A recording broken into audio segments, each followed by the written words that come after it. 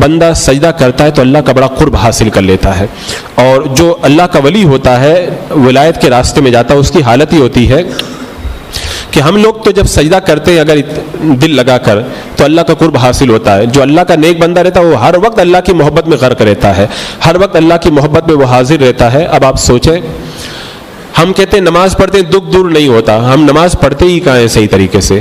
آپ سجدہ کر کے دیکھیں، دل لگا کے سجدہ کریں. میں کہتا ہوں، یقیناً کہتا ہوں کہ اگر سارے دکھ دور نہ ہو جائیں تو آپ مجھے آ کر کے بتانا. آپ سجدے میں سر رکھیں اور یہ تصور کریں کہ میں اللہ کی بارگاہ میں جھک گیا ہوں، میرا مالک مجھے دیکھ رہا ہے. پھر دیکھو رحمت کی کیسی بارشیں نازل ہوتی ہے.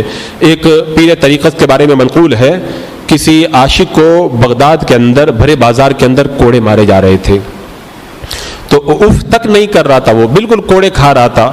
تو لوگوں کو بڑی تشویش ہوئی. لوگوں نے پوچھا کہ اتنے زبردست کوڑے مارے جا رہے ہیں، تم اف تک نہیں کر رہے ہو؟ تو اس نے جواب میں کہا کہ جب مجھے کوڑے مارے جا رہے تھے، مار پڑ رہی تھی، تو میرا ایک دوست جس سے میں پیار کرتا ہوں میری آنکھوں کے سامنے کھڑا تھا، تو اس کے دیدار کی وجہ سے مجھے کوڑوں کی مار کا پتہ ہی نہیں چل پا رہا تھا. اگر دنیا کا آدمی کسی دنیا کے انسان سے محبت کرے، وہ نگاہوں کے سامنے ہو، تو انسان کو تکلیف کا پتہ نہ چلے. اور جو بندہ کہے کہ میں خدا سے محبت کرتا ہوں، پھر وہ سجدے میں سر رکھ دے، تو پھر تکلیفیں اس کی کیسے دور نہیں ہوں گی. ایک نوجوان بھرے مجمع کے اندر جو ہے وہ زور زور سے کوڑے کھانے لگا، تو 99 کوڑے لگ گئے، کچھ بھی نہیں کہا اس نے. لیکن جب 100واں کوڑا مارا گیا تو چلا اٹھا.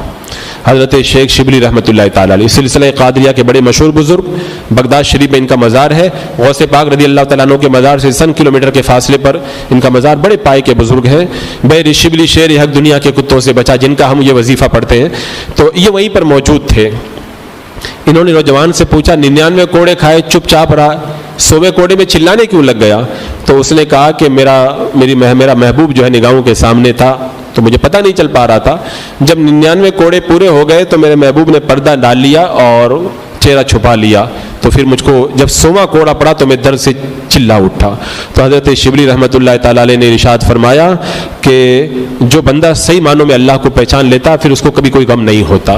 جب محبوب سامنے ہو، بندہ 99 کوڑے کھا لے، تکلیف نہیں پتہ چلے، اور جو اللہ سے محبت کرنے لگ جائے تو پھر اس کو چاہے بیماری آ جائے، چاہے اس کو فقیری آ جائے، اور چاہے وہ بڑے سے بڑی مصیبت میں مبتلا ہو جائے، اسے تکلیف کا احساس نہیں ہوتا. تو اللہ تبارک و تعالیٰ نے جو فرمایا کہ سجدہ کرو، اللہ تعالیٰ تمہارے غموں کو دور کرے گا.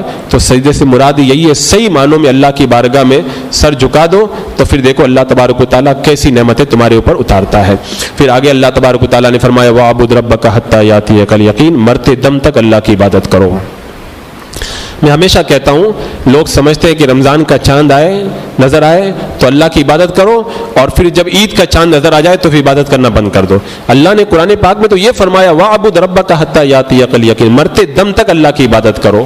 مرتے دم تک کا مطلب کیا ہوا کہ جب تک تمہاری سانسیں جاری ہیں اور جب تک تمہارے بدن میں جان ہے، اللہ کی عبادت تمہیں چھوڑنا نہیں ہے. وہ تو بڑے جاہل لوگ ہیں جو کہتے ہیں کہ ہم لوگ اتنی عبادت کر لیے کہ عبادت کرتے کرتے ولی بن گئے، اب ہم کو عبادت کرنے کی ضرورت نہیں ہے. یہ بھی شیطان کا بہت بڑا دھوکہ ہے. اللہ کے رسول علیہ السلام سے رب فرما رہا محبوب مرتے دم تک اللہ کی عبادت کرو. اور اللہ کے رسول علیہ السلام نے ارشاد فرمایا مجھے حکم ربانی یہ نہیں ہے کہ میں مال جمع کروں اور کاروبار کروں، مجھے اللہ تبارک و تعالیٰ کی طرف سے حکم یہ ہے کہ میں اللہ کو سجدہ کروں اور مرتے دم تک اللہ کی عبادت پر ڈٹا رہوں.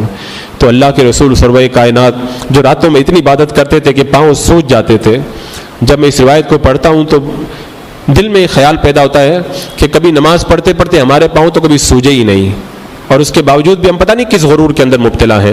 کائنات کے آقا، ساری کائنات کے آقا، پوری دنیا جن کے صدقے میں بنی، سارے نبیوں کے بھی سردار ہیں جو وہ آقا علیہ الصلوۃ والسلام اتنی نماز پڑھ رہے ہیں کہ پاؤں سوج جا رہے ہیں.